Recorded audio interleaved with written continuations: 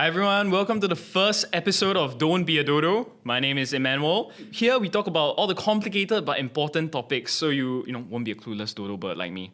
Today we're talking about the number one killer in Singapore, with 16 people dying from it every day. But my guest today has beat those odds, coming out like the champ that he is. So I am super pumped to have him in the studio with me and my cancer survivor and my friend, Rainier James. Thank you. Hello. Thanks for coming on to the show. This is a brand new podcast, so I appreciate you spending the time coming down, being a part of this. I'm very glad that I'm here with you. Actually, just now you introduced me as the testicular guy, the one that lost the testicle. Yeah, that's lost right. The testicle. Actually, I don't know if you watch this anime called One Punch Man. Oh my god, I call myself One Ball Man. Oh. Yeah, but this cancer announcement, it wasn't too long ago, right? You posted something on your social media, it really blew up. Like, you want to unpack that a bit. Like, it's become like a viral sensation. I think it's like 200 plus K views now overnight, right? Yeah. Actually, funny enough, I became like a spokesperson for insurance because I am the don't be this guy. Oh yeah. Right? Because when I was dealing with this situation, right, I was actually trying to get myself on a CI plan. Oh. Before I didn't have one. For those of you who don't know, CI is a critical illness. Insurance stock, guys. Yes. Insurance stock. Yeah, so I was trying to get myself back into a critical illness plan because the previous year I got my critical illness plans and all my plans were like lapsed. Oh, damn. Right? Because COVID, that's one. And also like, I guess no money. And I gotta save on those premiums. Yeah, save where you can. I realized like, because I thought I was a healthy guy. I'm like less than 30 years old, that kind of thing. And I kind of figured like my parents needed that insurance more than me. So I bought for them. Wow. But then when I wanted to come back, I tail cancer. Yeah, so that sucks. Oh man. So how do you even discover that you had cancer? So when I wanted to get back, right, they had this like full body checkup. So they did the blood things and everything. Oh damn. Then there was this thing called AFP tumor markers, alpha fetoprotein, something like that. Don't quote me on that.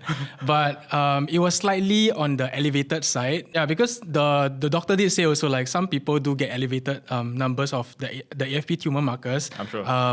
Like pregnant people. Yeah. Last time I checked, you're not pregnant, bro. I wasn't pregnant. Maybe I ate like 4 McSpicy on that day. I don't know. But they said, okay, it's not severe enough. It's not very serious, but it's something that was flagged out. So I took a few months and then... Exercise, go on a diet, they kind of hit the gym more. Correct, stop drinking, all the stuff, all the works. I was like low-key, almost vegan kind. Health right? 100. Health 100. And then I went back. Actually, what happened?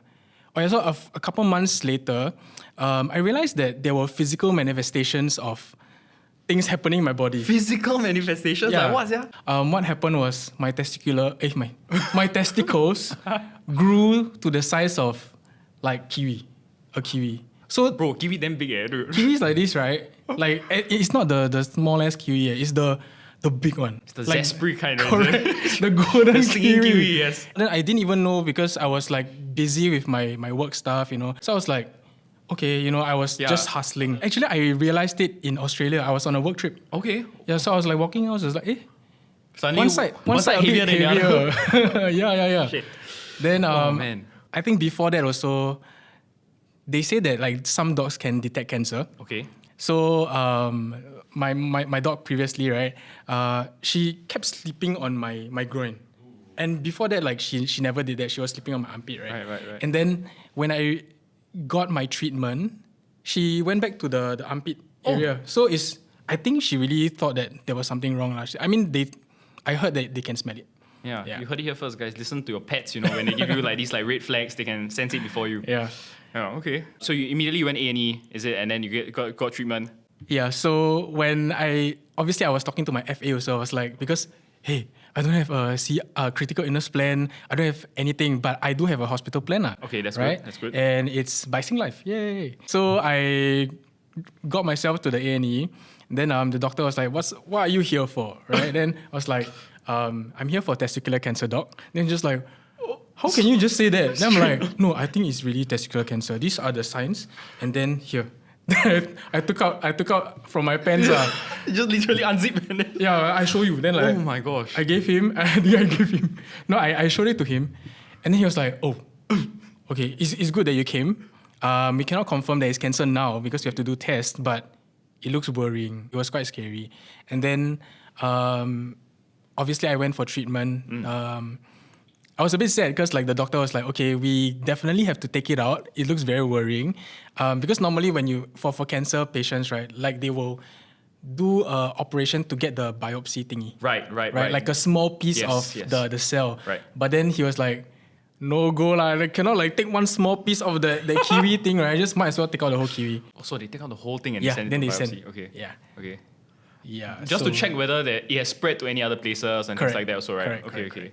Yeah, so I went for ultrasounds. I was literally like a pregnant woman. They were like really like trying to find things inside my body, that kind of thing. Yeah, it was quite interesting experience. So that was obviously how you went through it, like how you discovering. But I mean, it probably had a profound impact on both. Like I think you were seeing someone, right, and also you have your family, right? Like so. Yeah. How did that affect them also? Actually, I didn't want them to get affected, so I was contemplating whether to tell them. I thought that I could handle cancer alone. Wow, really? Yeah, I was like, Isn't okay that lah. really tough, dude. Because I was living alone anyway, so I can hide the symptoms and stuff. I tried to push my family out of that situation, but then I also fought with my mom because she was like, "Why you don't want us to be part of this, life journey of yours, right?" And I'm like, "Okay, fine." And then I would say that it was the best decision that I made, letting them in the whole thing, because when I was going through chemo, right, it was tough, man. I was trying to like cook for myself, like after chemo. Like early in the morning, I would go to the hospital. Then it wasn't like a stay-in chemo. It wasn't like inpatient. Right. So you don't have to be outpatient. hospitalized after Correct. and stuff like that. Correct. So you go in, you come out. Yeah. Yeah. So I went to the hospital, the treatment place, and then I did my chemo. I go home. Then I feel like all the symptoms, like vomiting, like lethargy, and everything lah, headaches and fever and stuff like that. Cannot Then I still have to go and cook. Yeah, that's why I cannot imagine doing that.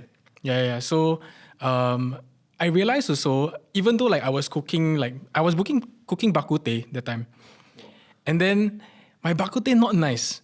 But then when my mom came, right, she used the exact same ingredients, but it was like the most delicious bak kut teh I could So ever basically, you're taste. saying you're just a bad chef, bro.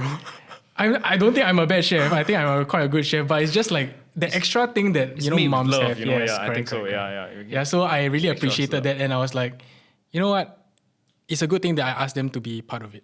It makes sense also, because like, I know you obviously care for them a lot. You drop your own CI to get cover for them. Yeah. Like, because we talk about your treatment, and then we realize actually there's a lot of different treatment, right? So like, what was yours? Mine was chemo. I did one cycle, but it was quite intense also because one cycle normally they will spread it out. Okay. But mine was like 1 week every day. Huh? Yeah, 1 week every day, then every week like once or twice. Oh, isn't that for quite like shag? 2 months? Yeah, shag. Yeah. So by the time like the first day, I was like, okay, fine, I can do this, right? Chemo is nothing. And then by Friday, my taste buds were gone. Everything. Then I slowly started to see like hair coming out. Oh, damn. But not too much. That was like a few weeks later. But by that Friday, right, I couldn't even taste like Jollibee spaghetti. Like it's super sweet, right? Yeah. I tasted like spoon. Wow, bro, this sounds like it's worse than like losing your tasting during COVID, because I Yeah. recently kind of COVID also. Yeah. Wow, this sounds 10 times worse, bro. Lose your hair, everything. I'm lucky that I didn't go for like radiation. Yeah. Because my grandmother actually went for radiation for her breast cancer. Oh dear. Wow, that's insane. That's Yeah. like burn your skin. Yeah, I saw that it leaves like scarring and things like that. That's pretty bad. So like, in terms of like the cost, right? Like, let's break it down a bit. Yeah, so in terms of like the bills, like the hospital bills, the hospital stay, the operation costs, that was all covered with Singlife and my Medisave. Like, so like in terms of like that one round of chemo, how much did it cost? So actually, I was lucky again because I didn't know that post-hospitalization is covered. Oh, Like, yeah. Because so I thought they that, don't yeah, I thought learning that on the I was go. gonna. I thought that because I didn't have the critical illness plan, my chemo is gonna be like tanked by me. Yeah. But luckily enough, they call it the post-hospitalization lah. So Okay. it was also covered in my hospitalization plan. But for the stay in the hospital, it was like $15,000, like plus minus lah. Then that's including like the operation cost as well, like the operating tables and whatnot. And then for the chemo itself, it's like 4,000 to 5,000. Yeah. Oh, that's just for one cycle. Yeah, that's insane. It sounds like you were covered for most of it, right? Actually, I didn't pay a cent. Wow. I didn't pay like cash. Okay. Because like if I'm not wrong, my Singlife covers like 80 to 90%. And then really like good. 10 to 20% is like my MediSave lah. When they send me the bill, few thousands, and then payment needed $0. That's gotta be a shook feeling, man. I mean, not shook to have cancer, but like just seeing that you don't have to pay out of pocket. I mean, I think a lot of people like our age don't realize like how expensive like hospitalization really is. We actually have a new product called Singlife Shield Starter. I mean, like, what do you think you can buy for $1 these days, right? It's $1. Yeah, it's $1 only, bro. Yeah, I mean, $1, I don't even know what you can buy anymore. Yeah. Like maybe the drink on offer at 7-Eleven or something. Oh, that's true. That's true. 100 plus or something, right? But yeah, you got $20,000 in hospitalization coverage with Singlife Shield Starter, specifically for all of us who are like under 30. So yeah, if you guys want to find out about Singlife Shield Starter, you can head over to our website, singlife.com, to find out more. But yeah, so going back to your story, like I was just looking at it, right? Wow, the costs really start to add up, especially when you're looking at the treatment for like the advanced stage of the 5 most common cancers. You want to guess what's the 5 most common cancers? Colorectal. Colorectal, yes, that's one of them. That's for the man one, right? Yeah. Prostate cancer. Prostate cancer also very common for men. Yeah. What else? Breast cancer. Yes, breast cancer. Breast cancer, and I think lung. Yes. Wow, you actually got all that, bro. That's very rare. I think those are the bigger. I think those are the bigger like organs lah. It's quite mad. So so treatment can go up from 20K to 35K just for the surgery, like you said. Taking out like that little bit of cells test, and then of course like removing any like infected parts if possible, and then it's getting more and more expensive. Like now Singapore got this thing called the cancer drug list. So now you can only claim from using approved labeled drugs, basically. Yeah. So if you want to try any of those like experimental stuff, you gotta it becomes more and more expensive lah. You definitely need insurance for that. And I think also like when you're going under chemo, right? It's not exactly like a set number of chemicals because sometimes your body doesn't really correct. React well to it. Yeah. So you have to keep changing. Then when you keep changing, there's more cycles, right? Then you it's like you buy bubble tea, then like they don't get the sugar level right. Then you keep buying. Wow, that's mad, man. And I think you took the lowest ward, right, bro? No, because it was very busy, and then I got the lowest ward first, but then because it was like 6 people, I couldn't sleep. Because everybody was coughing that kind of thing. So it's not just cancer patients there. It's not just cancer patients. A whole mixed bag. Yeah, so my insurance actually covered for Class A ward. So I was like, please, I cannot sleep. And somehow like my surgery is tomorrow, right? And I'm like already feeling anxious and stuff. So I asked the nurse like if they can like bump me up. So luckily they got me the B one. Oh, okay. Yeah. Okay. So that's not too bad. Yeah. Anyway, if you're interested, Singlife also has this new like Cancer Cover Plus product. I mean, we briefly talked about it also. Like I think it's really helpful, especially when you want to go prolong your life. Try out these experimental drugs. And I think the great part is that it covers up to $1.5 million in treatment every year as charged. You can find out more on singlife.com again. Yeah, just search up Cancer Cover Plus. But enough of the hard sell. Back to you. You really become quite like an advocate for health and stuff like that, and insurance and cancer support. Like, so what advice would you give like to everyone out there? I guess the most important thing is get yourself covered. That's one. The second one is live a healthier lifestyle, and 3 is don't stress too much. Yeah, I think us Singaporeans making me stress, bro. I mean, like most of us Singaporeans, right? We hustle and whatnot, and we stress so much on everything that I think sometimes it's like mind over matter, right? Yeah. Like the mind, if it's like boggled down by all the stress stuff, your body will also follow suit, and then you'll get sick. Yeah. I think so. So I think that you need to give yourself like space lah. I feel like a lot a lot of people our age are like, are on the grind, they're making sure that they don't fall behind, and there's not enough space for self-care and things like that, which I think is so important lah. But for those who are like, in your position, who are like on the mend, who have been diagnosed with cancer, is like any advice that you want to give them, like specifically, like, yeah.